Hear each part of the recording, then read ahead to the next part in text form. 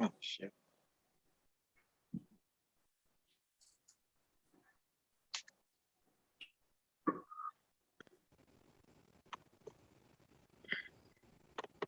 Hello and welcome to Our Point of View talk show. Tonight is Women's Takeover.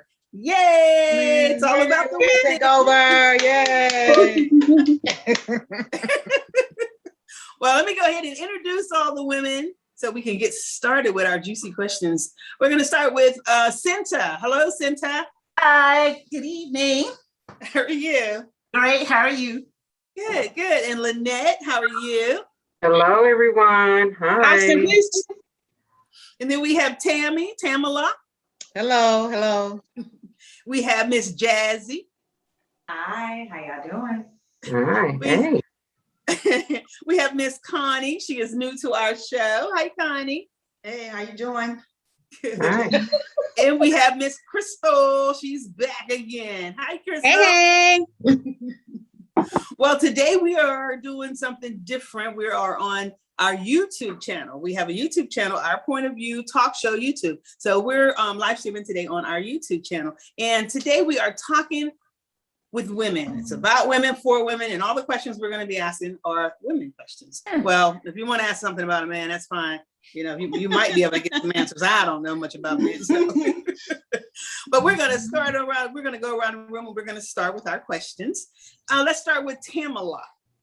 Okay. What is your question for the panel? Yes. Now, with COVID happening and everything, a lot of women are starting to do entrepreneurship, more or less. So have you thought of other income strategies to bring in another stream of income? And if not, what is stopping you from doing it? Okay, Crystal, you want to start first? Sure. I most definitely have thought of other income streams. You know, COVID kind of changed a lot when it came to staying inside, and, you know, I have kids as well. So it's like I had to think outside the box, and I decided to just link up with a girlfriend that wanted to start a business, and I started another stream of income that way. And honestly, now that things are changing, I still want to stay inside and work from home. I don't want to go to anybody's job. So I'm enjoying that. I think it's a good idea to do it. And, you know, some people, COVID wasn't that good for them. But for me, I mean, I got to say, I just started thinking outside the box. So nothing's stopping me. Okay. Awesome. Okay. Miss Cinta. Well, myself, believe it or not, I did for a short minute think about doing something, but you do know my sister has the things that she's trying to do in the restaurant. So I said I need to leave myself a little bit more flexible and open to assist her. But if I had a minute to do it, I actually would kind of like to get into something. I would only fear that I would either get tired of it, bored with it, or, you know, and then I would hate to do that, be energized at the beginning and then fall short of it. So it's just on a flat line. Right now, I'm just supporting Casablanca Cafe. Okay, Casablanca Cafe. And they have some good food. Yes, ma'am. Casablanca Cafe. Okay, Miss Jazzy. So I actually started something called Black Women Read during the whole quarantine and everything like that. So I was interviewing different authors, poets. I was doing book giveaways. I have an apparel line of Black Women Read. And then recently I started selling CMOS, like CMOS gel. So I've even dove deeper into my arts and things of that sort. So if anything, it forced me to use more of my talents and my gifts to make money than working for other people. But then at the same time, I still had to figure out how to work for other people because you need money to make money. So that was something I was kind of doing. And I'm still selling CMOS. If anybody needs some CMOS, I sell 16-ounce jars for $20. CMOS contains 92 of the 102 minerals that your body needs to function. Y'all let me know if you need some. Just saying. Okay, Miss Lynette. Sorry, I had to take you off mute. My apologies. I was thinking about it, but I love corporate America and I love what I do. So I've kind of climbed the ladder a little bit while I was while we're sitting here working remote from home. So I hadn't had the time really to even attempt. Even there are a few things I do have in the pipeline that I want to do, but I just hadn't moved on it because of my schedule is so rigorous right now. But I've thought about it, of course, but what I'm doing right now is almost impossible. I barely was able to hop on this call, so but I enjoy what I do. It would be different if I didn't like my job, but because if it's something that you like to do, you know what I'm saying? If it's what you like to do, then I say go for it. But absolutely yes. Okay, Miss. I want to tell you a funny story real quick. Somebody tried to convince me to do I did it one time. I got hot. I was sweating. I did Instacart one day for one person. They tried to convince me to do that. I did it one time because I was on a day that I didn't have anything to do. I said, let me try it. I tip my hat off. I do. I just, and I mean, you can make money. You can do really good off of that from my understanding, but no, not, it just didn't work for me. No. But like I said, I tip my hat off to anybody who wants to do it, but yeah. And Miss Connie? Well, I started wanting to do this before the pandemic, but I was in college during the last half of the pandemic, going to school for psychology life coaching. And this is something I always wanted to do. And I figured I could do this until I'm senile, doing it because I love helping people. So I said, what better way to get something started on the side, grow up? The reason why I haven't is because I just didn't know which way to start or how to go about it. Now meeting you guys, I probably can figure out how to get it going there. But that's my main thing. I love life coach. I do it anyway. I used to tell my friends after I got my degree, I'm gonna start charging y'all an hour for everything. But I do it anyway. I love the success stories I have from people, from me helping them. I can't even explain how that feels. So if I could reach out more people than just my little circle, that would just bring me joy. And it's not even about the money so much. It's about just helping people. That's what I would want to do. And you got to do some networking. Yeah. You got to do networking. Yeah. Miss Tanya, did you hear the question? Yes, ma'am, I did. Okay. I'm like Miss Jazzy. I started the herbal stuff. I started making sea moss, but then I got lazy with it. But I was doing the elderberry and was selling out pretty quickly. And I started to revamp my business with the body contouring. So I went and took like extra classes to do drug screening and gender revealing. So that brought in a little extra income for me. Okay, that sounds good. Well, what did I do? Well, I've just been working. I was working at home before the pandemic, so I just continued what I was doing. I've been working on the talk shows, and then I started the JSL Network. I love that. So I just like helping people. I like, being available for people to work with them as far as getting them on the streaming network, helping them with their content. Yeah, so I just, that I was working on those things before the pandemic hit, but so I just continued on with it. So let's see who's going to be next with the question. Who wants to go next? Y'all act like y'all in school. I have Nobody raising their hand. Okay, I raised my hand. Okay, Lynette, go ahead. I just want to get your view, and again, something funny about this crate challenge. Man, and these people hurting us. Exactly. Everybody side eye. What is happening? Huh? They crazy. We have nothing else better to do. Clearly. And the crates aren't even together. They're just stacked on top of each other. They're not even secured. That's and people are walking up to one side and they're trying to step on the other. What did you say? What you say? I said that's what makes it harder. I think the first time I saw it was on TikTok, and just like you seeing these people fall down, I'm seeing people push the crates down because somebody started to cheat. I've seen bloody faces. I've seen two people trying to do it at a time. I've seen people do it, but it's just like, oh wow, okay, I'm not gonna do it. So they're hospitalizing them. Some of them going to the hospital. Yeah. Some people going to the hospital for real. You literally have nothing else better to do to get a bunch of crates. Back in the day, they used those crates to play basketball with. Now you Exactly. Right. I had a coffee table made with the crates, and then I had my little bar made with the crates in my first apartment, my first Yeah. house. Oh yeah, there's a lot you can do with crates instead of trying to walk on them. Then they're not Honestly, sticky at when I all. first Walk when I on 'em and first hurt saw that, yourself. I was really shocked because the first thing came to my mind, this might be bad to say, is I thought only white people do crazy stuff like that. That's what I came to my mind. I was like, well, why are we getting in that boat now for doing crazy stuff like that? That's my thought of it. Apparently not. What's really funny about that though is I haven't seen any white people do it though. Mm-mm. I'm being honest. I haven't seen, if not one. I think I saw a police officer or something doing it or something. But Yeah. other than that, it's just us nuts doing it, and I just think that it just doesn't make sense as to why we're doing. I'm just trying to figure out what's the point. Yeah, what's the point behind it? We bored. The first time I saw it was on Instagram, and they said milk crates are killing more people than COVID, according to the CDC. Ridiculous. Makes no sense to me. It's a challenge. It's a challenge to see who can, do the challenge. That's crazy. But I was looking at it today, and it said there was a female who did it with heels on, and she actually I did. saw her. We did. She Yeah, did it. Mm. She had heels on. And she made it. She made Oh, it. okay. To the top and to the bottom. Mm. Wow.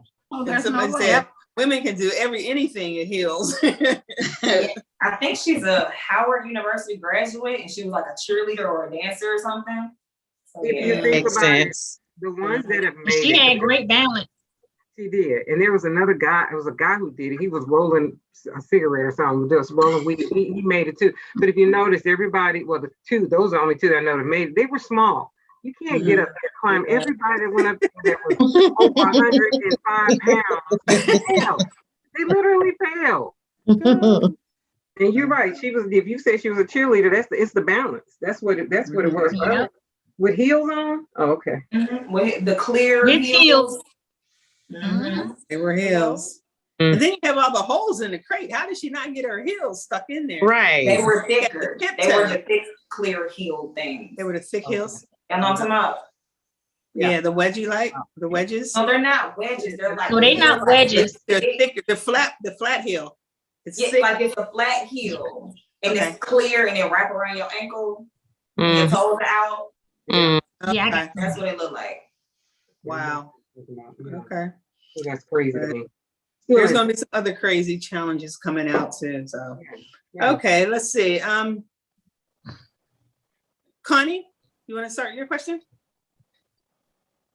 Me, Connie, or other Connie? You, the other Connie, she didn't get on. Yes, she is on. She's on. Mhm. She Oh, is. I can't see her. I didn't see her. Connie, are you with us? You're muted, Connie. I can't see anyone. Hi, I've been here since the beginning. And when you said Oh. Connie, I'm waving. I'm like, and then I saw it's I another didn't know Connie. there I'm was like, another Connie. that's not me. Hi, Connie. Hi, Connie. Hey, everybody. Yes, I'm here, Jackie. Yeah, Hello, okay, because I everybody. can see you on the screen. Okay. That's I was like- okay. It's But I fine. seen you when you did your live, and you said you were coming over. I was like, okay, well, she's on her way over. Yeah. Okay. Yeah. So I'm here. Welcome. Thank you. So do you have a question that you want to ask? Mine is a little deeper. We're gonna let them keep going. Okay. Okay, well, For we'll a go to little the while. other Connie. Okay. Connie. You know, when I looked at my question right now, I said over 50. The question was about dating. But really, I talked to these younger people had the same issue too. Because my question was, why is dating when you're in your 50s so hard? You said, how do you navigate dating when you know what you are looking for in a partner and what you can bring to the table? But some men, not all, are out there and they don't even know who they are. Mm. Wow, that's Now, loaded. that's the question. That's Well, loaded. You want to go Let me first? see if I can answer part of it. Ooh. To me, when you're dating over 50, usually those men over 50 or in that range, they're either already married or they don't want to get married, or they want to stay a player, just be out there just doing whatever. So that's like I think that's some of the issue is because they're already married or they don't want to get married.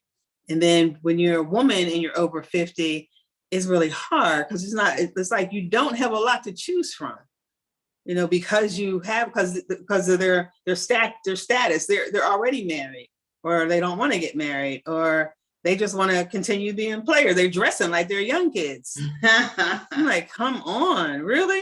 I'm not trying to go out with my son, but that's how I see it so far. Well, that's the issues I've been having. I think the things I've been having is it's like almost like some of the guys my age, you know, I'm 56. And some of the guys my age, I'm thinking, I always like older guys, but now I'm 56, I'm not ready to date no 78-year-old man. I know, right? Had to reverse that. But it's like, you know, if you say what you like to do or something like that, you have to almost dumb down. You know, if I had these experiences, if I say, just if I mention what you went to school for, psychology, then all of a sudden they think I'm trying to be their therapist or I'm getting in their head. You're like, they don't want to, you know, me to say I'm independent. They think you all want to get married. I don't want to get married. I don't want to get married right now. I just want to enjoy my life. And it seemed like they just want you to either be dumb or just for your looks. It's not anything, not too much intellectual conversations that as much. It's just hard. And I tried online dating and they lie about their pictures. You meet them and they look like all the time. They can't that picture 10 years ago.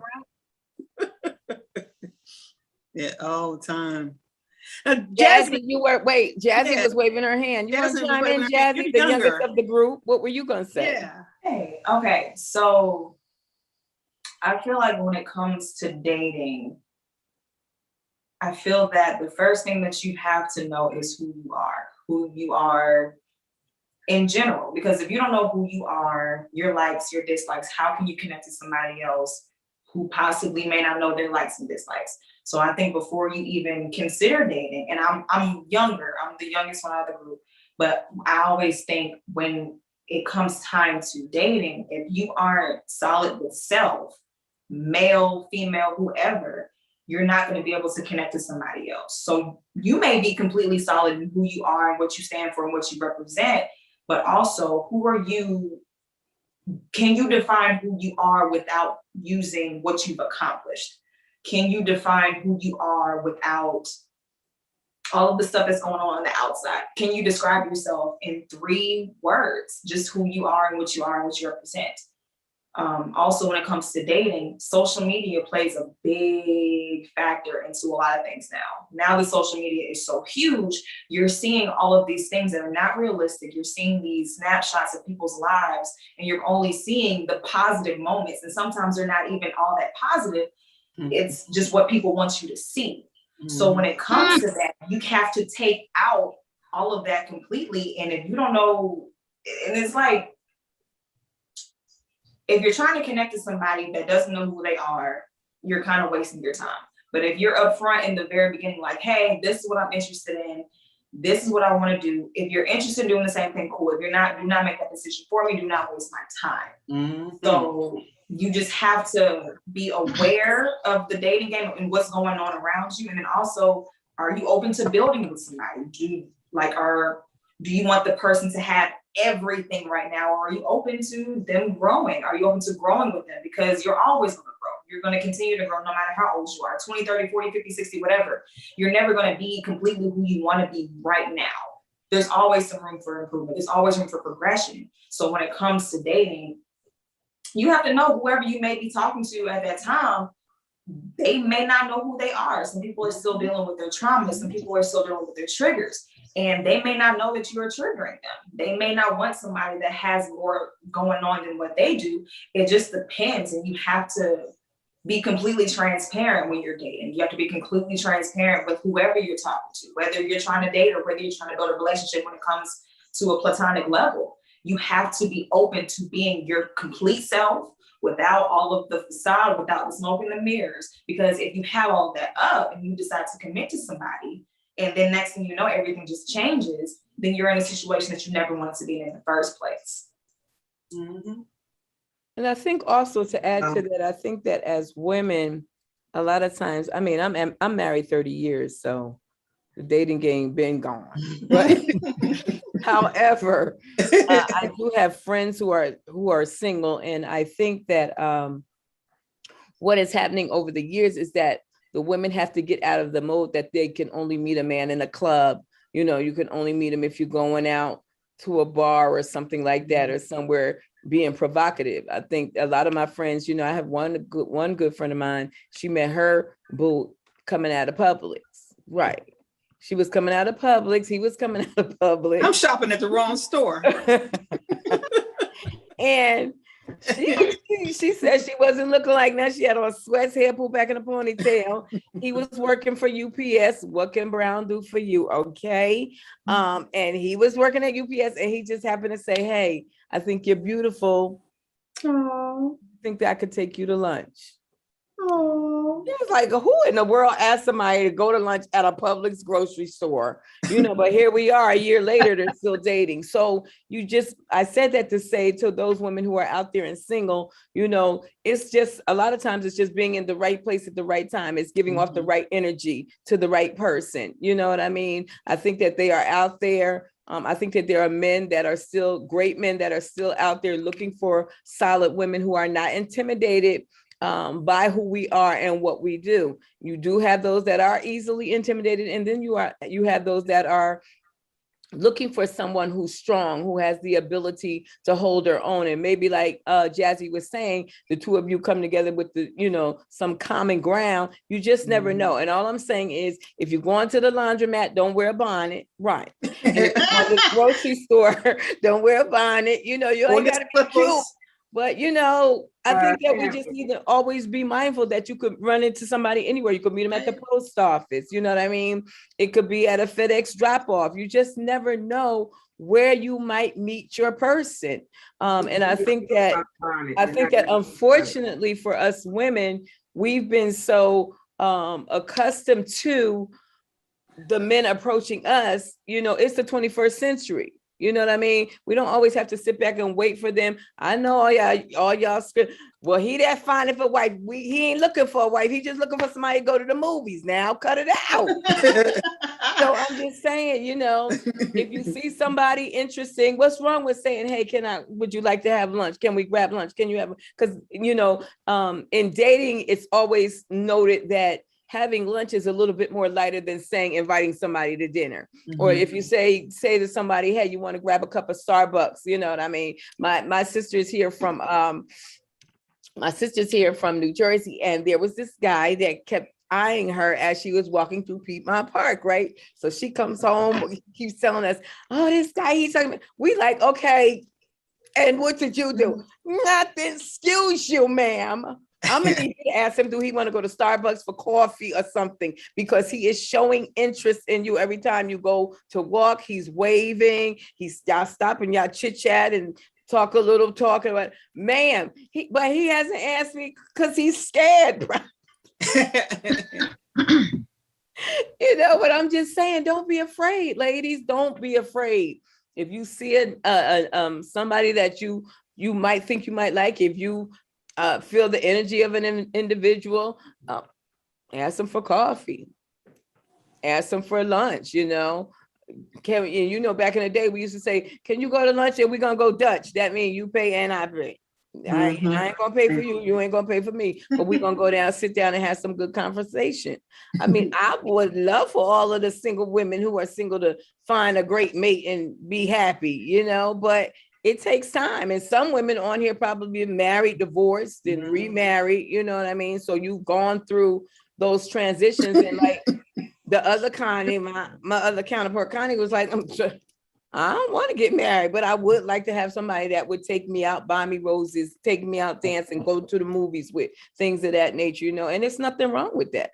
I think that it's beautiful that we still have the desire to want to, at this age, you know, be in a relationship and enjoy it. I don't think that there is anything wrong with that. I think it's beautiful. Keep looking, Connie, he out there.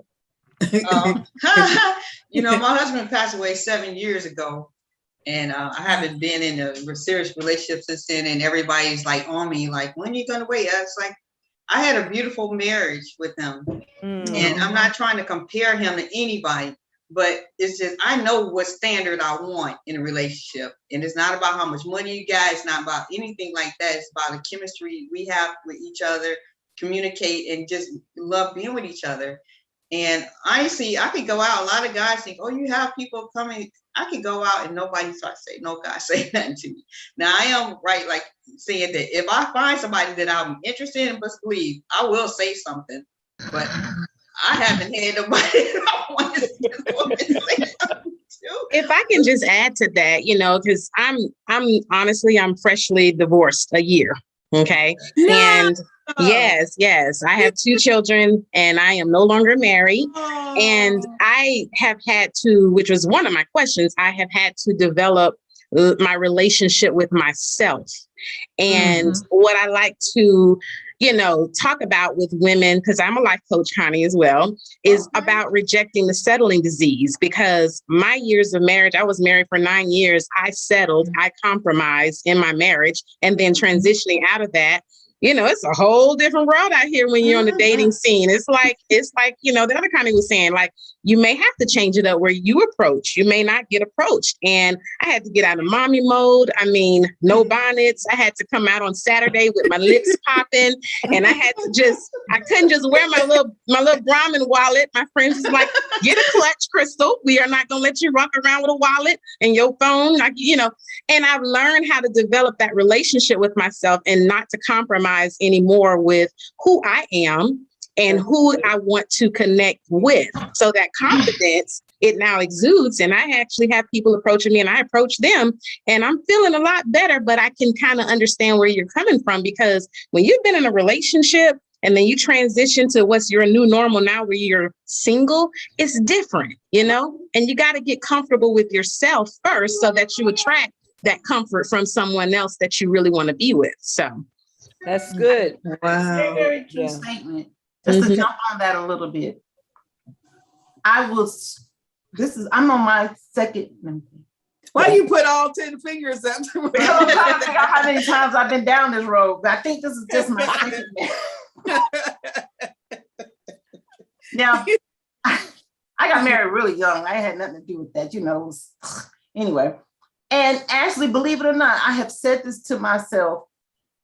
If me and Anthony, that was his name, would have just taken a minute and stepped back and learned ourselves and learned our marriage, because we married at 18, we actually would have been okay, because we were really good friends.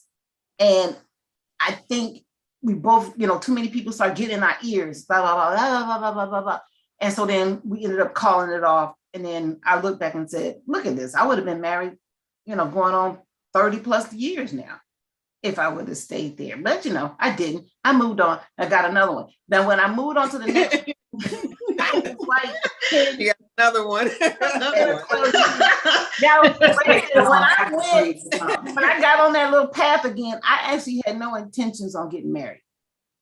I was loving being single. I ain't gonna lie. I was one of those real single women. And I learned how to read men, listen to men, comfort men, talk to men.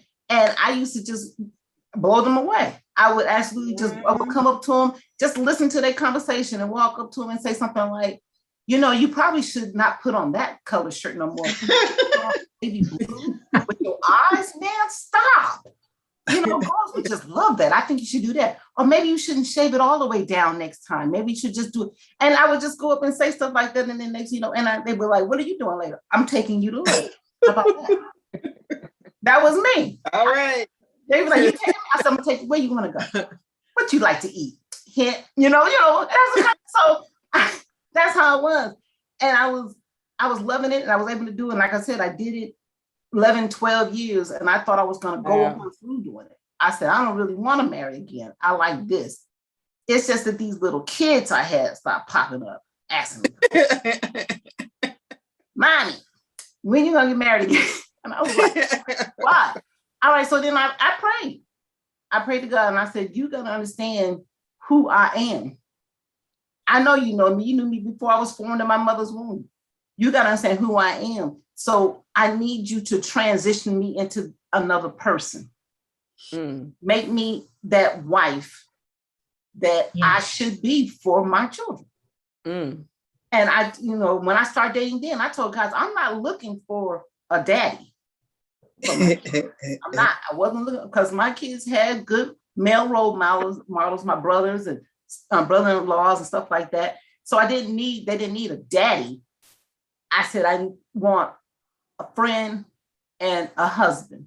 So that's what I started really praying about and focusing on and learning. But then when I moved into actually getting married, I did the same thing. I played and went on him the same way that I did throughout the dating. Because when I first met my husband, he complained about the girl he was dating at the time and how he said, she know I'm having a hard time right now. Every time I turn around, she want to do this and she wanted that. So I took him out the first time.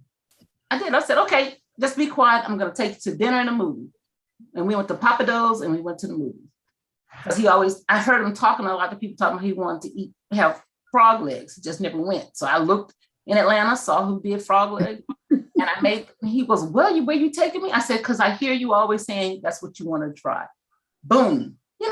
That's all I did. Listen. And that's all we have to do. Just listen to it. Number one, couldn't let my past contaminate my future.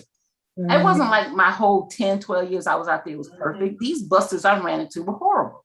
They were cheaters. They were no good. There was some married. Some went on and got married on me. Oh my, central Lord. All that happened. But I said, when I'm stepping into this, I can't let my past contaminate my future. I can't walk into my new life talking about what happened in my old life. That's good. I closed the door and I let it go. My husband even asked me, he says, because, I got all these baby daddies. And so he's met all of them, Everybody's invited. Very unique. I cannot. Yeah. So because when we had one graduate, all the daddies coming, all that kind of stuff. Anyway, everybody is good. Everybody there's no art, there's no issue. And he was like, you told me about what this one did and what that one did. And when he goes, why are you so good? I said, because I had to think about Cinta. And I would rob Cinta of her life, her future, and her happiness if I kept dragging John, Nate, Tim, Mark, and everybody else who did me in a kind of way. If I continue to drag them, I can't carry that. Only person I need to carry was me. That's right. That's so choose good. you. Choose you. Yeah. That's it. Sounds good. And I kind of agree with all of you with what you said, especially the part when she said we couldn't, bring old baggage into new situations, because I was that person that I had a wall built up from my ex-husband. I literally wanted to kill that joke. I was finna say the N-word, but listen, some men will have you just like, I don't want to talk, you, him, nobody. I don't want to deal with no men ever again. I just want to be single for the rest of my life. But they'll take you there. And I agree with Jazzy, like some men don't know who they are. And I want to say it was Connie who said about the dating when you're 50, but it's not just in your 50s, it's in the 40s too. Like I think sometimes they still stuck in that, I want to say that Sigmund Freud phase where they're trying to identify themselves. They got a little bit of role confusion. Like some of them haven't gotten past that point of knowing who they are. And I dealt with someone, I don't think he was ever taught how to love, because he was given away, early to his grandmother, and he never had that mother. No one ever taught him how to love, rather. So when somebody don't know how to love, first of all, they don't love themselves, and they don't know how to love you. Right. So you got to know who you are, and like she said, that settling thing. Like I had to get. I'm not settling. I settled before. And it was a drag, and red flags. The first red flags. I'm like she say. I'm taking flight. I'm on Delta. I might even get on Spirit. Get away from it. You get on Spirit. Yes, ma'am. Quick, fast, and a hurry. You're willing to become a spirit, huh? Yes. Yes. Sometimes they haven't even reached puberty, and then some are set in their ways. So you have that. You have to. It's hard to find that balance of what you're willing to accept and not accept. And like you said, Right. you have to know yourself first before you can allow them in and know your worth. At some point in time, you got in order for you to move forward, because you can meet somebody at the store and you can meet somebody anywhere and you can ask them out, but you got to know who you are. And then it's hard, but then it's easy too to kind of feel that vibe, or once you feel that twitch of something is just not sitting right. Because we all can kind of sense when something's just not right. I don't care how good they look, I don't care how fine they are, I don't care what they look like. Right. You can sense something. Yeah. Something's not right, and you think about that. But again, I agree with y'all when saying you got to know you first. And then the rest will come, and not settling, because once you settle, it's over with. And it's not over with, but it's a challenge to unsettle. It's a challenge to unsettle. But like I said, some go through puberty, and some are just set in their ways. And you just got to try to find which one you want to deal with. And I hate to say that about men, but I mean, I'm not saying all men. I'm just saying that's what you get sometimes. Some. Yeah. Yeah. Some. Yeah. I used to ask my male friends if they could introduce me to some of their male friends, and they all said no. Like, oh no, he's a dog. You don't want to meet this one. Oh, no. I was like, but me, you know what type of person I am. So, I'm sure you have some male friends that are not dogs, but they never wanted to introduce me to any of their male friends. So I'm like, at least they're being honest with you. Do what? I said, at least they're being honest with you. Yeah, right. True. They give you one of their friends, and Right. you're absolutely right. Sometimes they don't want to be in the middle if things That's true. Go wrong. Yeah. Right. That makes sense. That makes they go sense. wrong, they'll be like, dog, I put her or him in that situation, man. That's my fault. Or they may feel like they have to choose sides. So they was like, you're on your own. Yeah, I've been in that situation with girlfriend. I thought it was a good person I hooked her up with, and then it turned out different. And I felt all bad that I even introduced them, because it is crazy in that too. But Did she blame you? No, she didn't, because I'm really straightforward. He blinded me for so I thought I was good character and stuff like that, and things just went astray with that though. But I was thinking about the young lady who was because people left off my screen who was divorced, just recently divorced. Crystal. I feel you. And I got married at 18 too, when I was young and left Detroit. I'm really originally from Detroit, and my parents and grandparents begged me not to marry him. I should have listened. But I went straight from high school, got married, went to Omaha, Nebraska, which everybody said, Black people live in Omaha. Right. I went there, and then we had two boys, 13-year marriage, and it ended domestic violence. Wow. And boy, when I got divorced, I was too little way crazy after that. But I didn't get remarried again till 25 years after I got divorced. That's around there. But just when you get divorced, it is hard, because, and especially I had two boys. You had two kids, and I used to get offended because it wasn't back with the multiple baby mamas and baby daddies at that point. So when I got divorced and the guy said, how many kids you got? I said, two. He's talking about by the same man. I was offended. Wait a minute. You're married. You get away from me. So I had to learn all that dating stuff. And that's why I didn't get married for so long. But I know that when I met my second husband, that was the strangest way we met. He's in the entertainment business. I didn't even know who he was till I saw him on stage. But anyway, he was on stage. He was the best marriage I had. And my mother, everybody said it's so funny, is I'm getting to the point of who the chemistry is good when it's the right person. Because it had been all those years and stuff. I met this person one night, and he said, "You're gonna be my wife." I thought he was crazy, because flying out. I turned out to be his wife.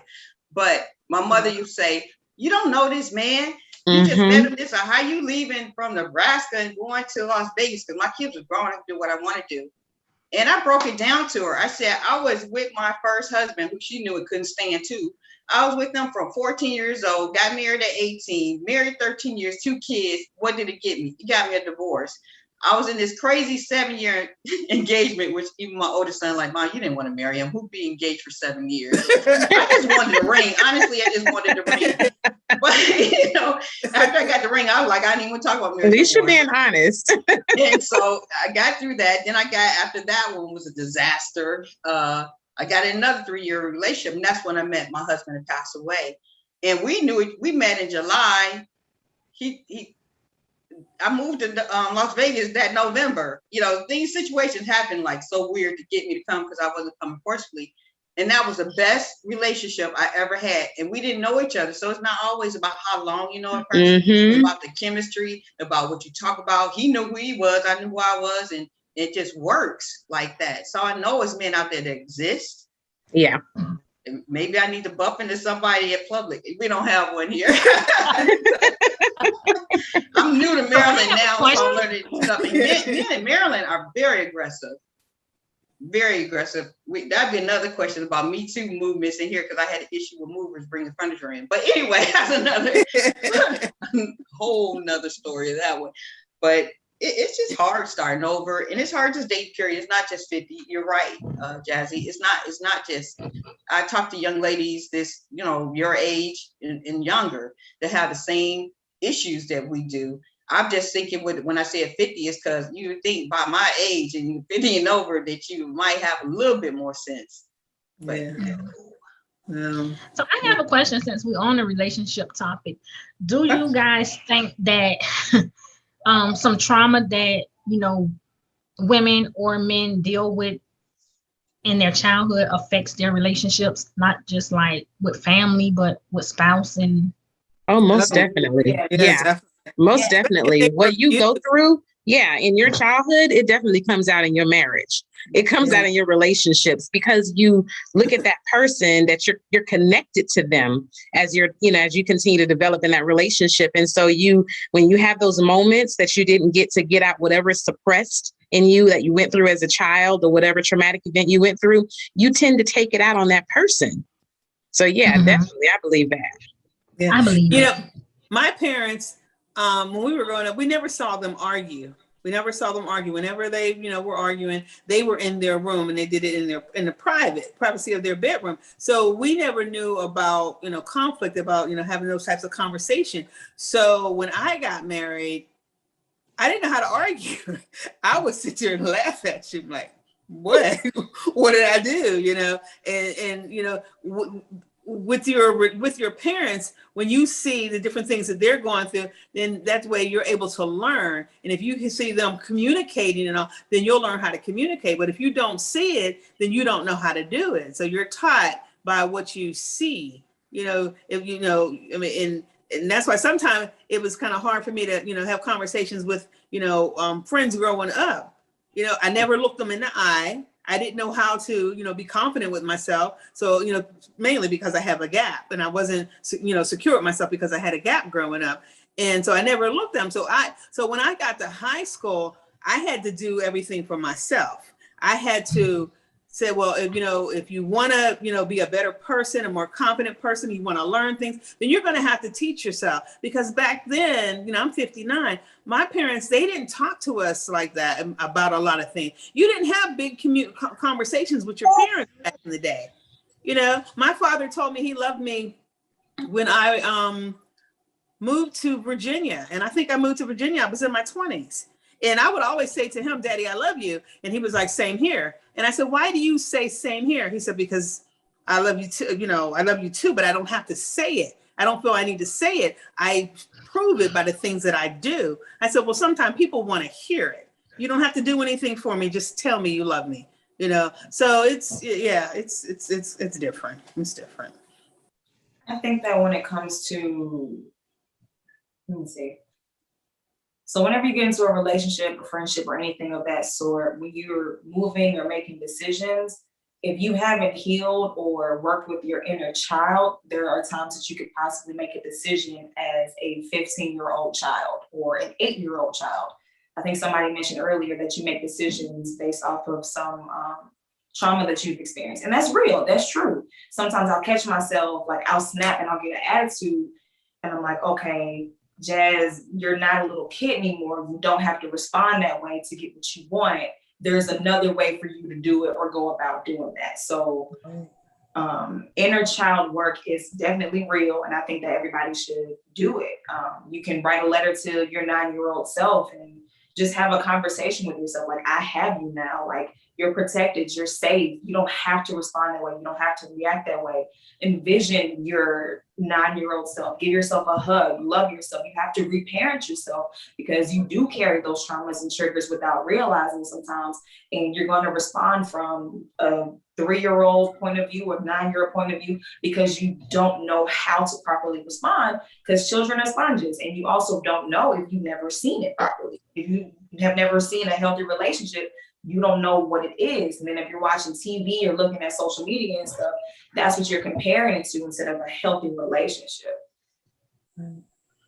And for those of you who don't know, Jazzy is my youngest daughter. She's the baby girl. So, okay, anyone else want to answer on that? Well, I asked the question, but I also give an answer. I do believe the trauma that you experienced in childhood reflects your relationships.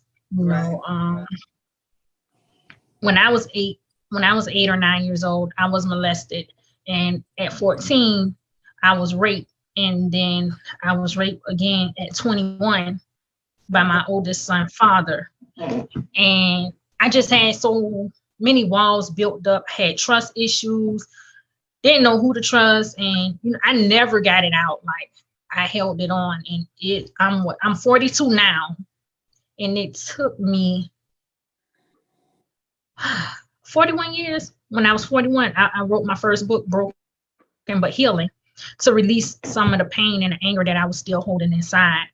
And I believe the things that I experienced and went through, damaged a lot of my relationships. Like Jazzy said, I would get angry. I was bitter, and I would lash out, and that inner child, it would come out. And I always hear, you such a big baby, like she said, you don't have to act this way. You don't have to do this to get that way. But when you've been through so much and you never dealt with it, and you never had anyone to talk to about it, it overwhelms you. It overshadows your life. And once you get it out, and like for me, I had to learn to love me. I had to learn to know who Tanya is. I had to love Tanya, and I had to get to a space where before I can deal with any relationship again, I had to know my worth. I believe sometimes not just women, but men don't know their worth, because men go through things in relationships too. But I guess us as women, we more, what they say, we sensitive. So they say. That may be true, but while we're sensitive or going through stuff, we still picking kids up, washing clothes, cleaning. We still finding that superwoman in us to still have to press on. We still have to continue, even when we don't want to. And I'm not saying all men. I don't want to be that person to say all men do this, because I'm just not placing blame on them, because women do it too. But for some reason, we have to continue baking and cooking, doing all the 900 things that we're doing, all while experiencing the things that Tanya said she's gone through. Yeah. You have to deal with that. And then on top of that, okay, I got babies. I still got to take care of them and show them that they're worth a lot in this world, and keeping their confidence up to let them know, their worth. And at the same time, and then like what Connie is saying, then I'm trying to find a guy that I want to talk to that can we can be kind of on the same page. I'm not asking them to be a millionaire. I'm not asking them to have money. I just want to be on the same page. I'm not trying to babysit no babies. I'm not trying to do that. And I'm not trying to be funny when I say this. You don't want to be playing with nobody, somebody's dusty son. You just, I'm not being funny, but I'm just saying. Right, that's real. You become. I think this, and people may take it wrong. I call it super grown. At a certain age, you just become grown, and we ain't playing no more. No. No. Huh? What'd she say? What'd you What say, age Jasmine? is that? Like, is there an age range? Because I feel like I'm hitting second puberty where things are just changing again. 40. After 40, you start finding yourself in a different light. To me, that's just me personally. I just And think on your, that's very true. And I want to say even at 40, 50, and yeah, on up. Yeah, that's what I mean. the scripture teaches that every 7 years a woman reinvents herself. That's right. That's Back right. to another being of who she Yep. is every 7 years. So Yep.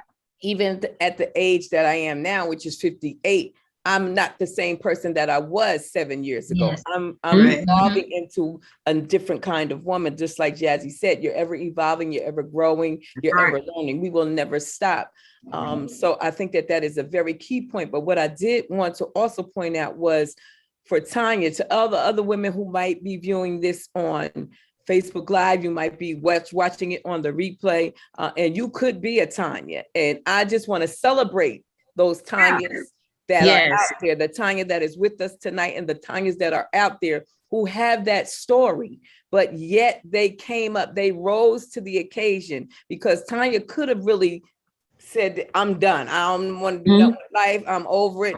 But she persevered, she pushed, she continued. And that's something so profound when it comes to the women in our culture. If we all could testify right now, if we had the time to tell a story about something that we've experienced at our age and in our life right now, we would be celebrating one another over and over and over and over again, because it's a constant in our community that we are victors, that we win, that we come out victorious, that we push through. Like Lynette was saying, we washing cars, we changing tires, we changing diapers, we cooking dinner, we going to school meetings, we running businesses, you know what I mean? And I just wanted to celebrate Tanya for the fact that I don't know you, but for you to be on this live and be able to be as strong and articulate as you are, and to be able to say the things that you are saying to us today, I celebrate you, sister. And I want you to just stay encouraged and continue to do what you're doing, continue to move forward and set the standard and be a witness to those other young ladies. There's some other young lady that might watch this a year from now, don't even know. You understand what I'm saying? And you shared what you shared today can very much turn her life around, save her life, literally. So I just wanted to say that to you, and definitely I'm be holding you up in my prayers that God will continue to bless you and strengthen you and keep you, and whatever boo-boo you want, okay? We're gonna hope that that boo come in the very present of you. But I do celebrate you. And one more question, who on here is like married besides me and Cynthia? Is anybody else on here married? Oh, Lynette, hey girl, welcome to the Married Women Club. I just wanted ain't always guns and roses, let me just tell you that. But yeah, I've been married 28 years. Oh, wow. Congratulations. Congratulations. Yeah. Yeah, it ain't been easy, but I can tell you this, you know, sometimes you do want to kill them, and sometimes you got to pray for them. You know, it's like, and I tell women all the time, you can't live with them, you can't live without them. You want them, and then you don't want them. You know what I mean? Wrong. You can't live with them, you can't kill them. So then you can't kill them. No, you can't kill them. No, you can't kill them. But it's all right. It'll be fine. And God will give you what you need when He wants you to have them. It's not when you want them. Come right on time. That's right. He already knows who you should be. He already knows who to be with. It's just that you're asking, and make sure you ask for the right things. Because I had some friends that asked for all other stuff, and they got it. But they forgot to ask about the things that mattered, that jacked them up completely. Yeah. Walking around here looking all fine. They be like, I wanted this fine man, blah, blah, blah, blah, blah. He got one ball at the top of his head. He can't even think. You know what I'm saying? And she catching hell. I've dealt with so many friends that have had to deal with that, because you gotta be specific. Right? What you're asking for now, you gotta be very specific. And just if I can add to that, you know, one of the things that I don't think is spoken a lot for us, for women, just like you were saying, as far as us always balancing so many different things. We wash the clothes, we make sure the children are okay, we do this, we do that.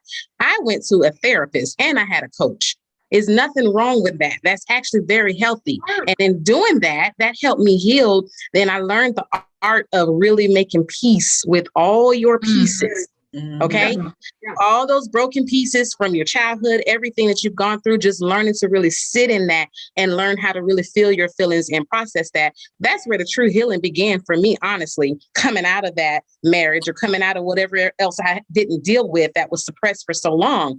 But I've gotten to a place now where I have made peace with my pieces and I'm able to come to you 100%. You know, I hear people say, well, I want a better half and this and no, I want to come to you whole 100%. And you bring your 100% to me so we can come together and see what we can do.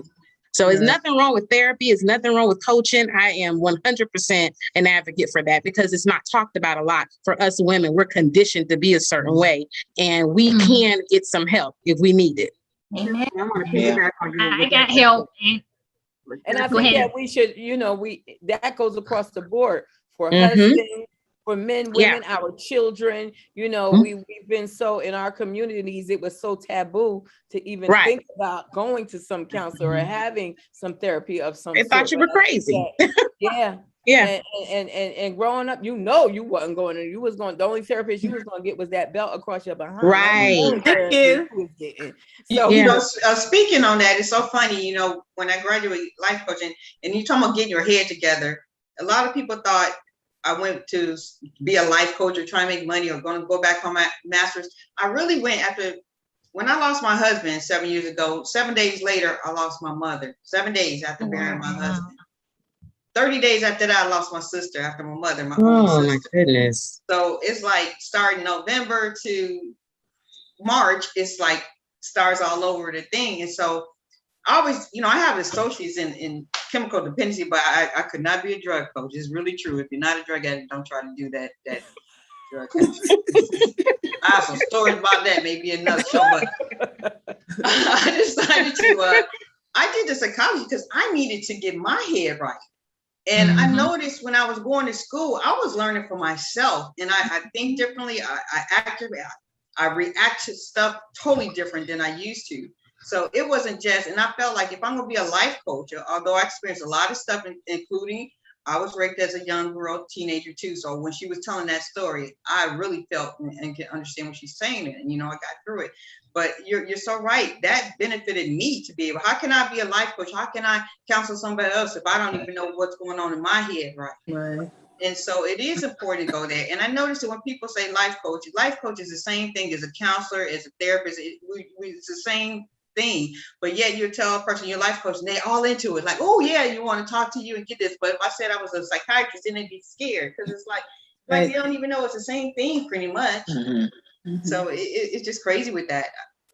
But we do all have to learn each other. And I hope the more Black people get into opening up and talking, that's a problem with sometimes with Black families. I would love to start working in a church when I find a good one here, for families and stuff like that, to go to church, and learn something like that. Because you do have to know yourself. And one other thing you got to do too, and I know we're getting close to time, Jack, is my sister told me this, have faith before feelings.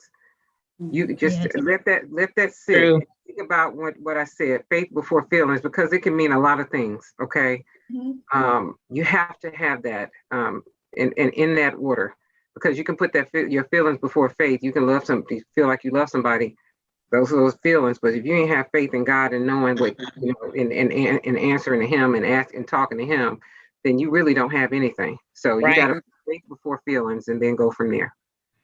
And I agree with all of you, especially with the counseling part, because a lot of my family members didn't know I reached out and had a coach.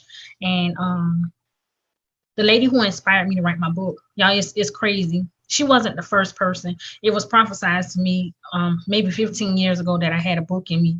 And I tried to write it, but nothing fell in place for me. And I reached out to several people who had written books. Oh, we'll help you. Call them. They ain't had no time for me. But the lady, her name Crystal Pitts. she was my mentor. Me writing that book was my therapy, you guys. Like I cried. She made me read it. I didn't want to read what I wrote, knowing what I went through. I was already crying while I was writing it, you know, and just for her to make me read, she said, Tanya, you have to get it out. You have to release it, or you're going to carry this baggage. Right. Mhm. It's just a constant baggage that you're going to carry along from this year to next year to next year to, you know, so forth and so on. And then she went to say, you got a ministry and you have a ministry for women, for young girls, and which is crazy because I teach medical assistant. I offer the training as a business, and I come in contact with so many broken young women. And you guys like, I'm still trying to run from it because I don't know, but I mentor those girls without even knowing that I'm ministering to them. And they'll call me, they'll text me, Miss Tanya, thank you. I needed that word. I needed to hear this. How did you know I was going through this? Like, it's just crazy. Like, we have callings. I guess, you know, the Bible do say he used the ones that people least expect to be used. So it's a blessing, you know, to be able to share our stories. Like Connie said, you know, the things we've been through in our childhood, to just share it, to bring other people out. It's a blessing. You know, we never know what someone's state of mind is. No one knows what we don't know how anybody feels. We just can assume. Like, I can assume how Jackie feel, how Jazzy feel, how Miss Connie feel, how Tamla feel, but we never really know what's hidden deep down inside. Everybody has a story. Everybody has a story. You can say, Well, ladies, go ahead, I want Jack. to thank you all ladies, it's 8:00. I'm sorry, but I want to thank you all for joining us. You know, we like to respect everyone's time. So we said 1 hour, 7 to 8, but thank you so very much for joining us. And this is a conversation that definitely needs to be continued. And to our new person, Miss Connie Wilkins, thank you so much for joining us. I actually met her this weekend in Maryland. We had fun. Just met her and we started talking and we clicked. I'm like, oh my gosh. I said, I'm having an all women show on our point of Wednesday. You have to get on there. So I said, okay, I'm gonna do it. I want to be on there. So Thank you so much for joining us. Welcome, Connie. Thank you for joining Welcome, us. Connie. So Connie number 1 and Connie number 2. Thank you guys so much for joining us. And remember, everything you heard and everything we said was our point of view. We'll see you Our next point of time. view. Bye-bye. Bye. Bye.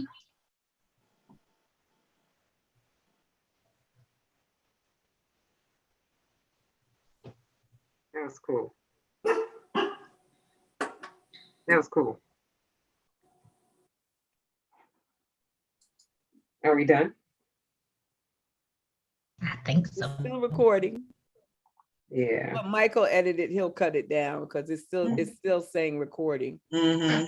It still says live on YouTube too. Jackie, you're muted. Muted, Jack. You're muted. Jack, you're We can't muted. hear you. Press the button. Press the button. It says still recording. It says still recording, Jack. You on YouTube? Yeah, the muted. Zoom is recording. The Zoom is recording, but we're off of YouTube. Okay. It still says Yeah. live on YouTube on my end. Are you sure? Yeah, it shows live on YouTube on mine too. Uh-oh. Okay. Edit. Where's Hey, the editor? y'all, we still here. What's up? Well, I'm gonna go ahead and say this, even though it's gonna be live on YouTube. But I actually interviewed Tanya on OPOV Up Close and Personal, and she told us her story. So if you guys want to go back to our YouTube channel and look up Tanya Holmes, the interview that we did with her, I mean, it's an amazing interview, and it just brought tears to my eyes. It was a great interview. Awesome. So yeah, she told us a lot. That's why I hated to have to, stop her, because I'm like, oh, it's 8:00, we have to go. But yeah, it was a great interview. Yeah. Hopefully this is Awesome. therapy. Hopefully this was therapy too. Any little time you get a minute to have a conversation with the girls, because nothing like talking to a woman, because only women can understand. Yes. Mhm. Nothing like, I don't care what nobody say, a woman can't understand a woman. We can't understand men. We don't. We think we can, but a lot of times we can't. But it's nothing like having a conversation with a woman, or with Yeah. women.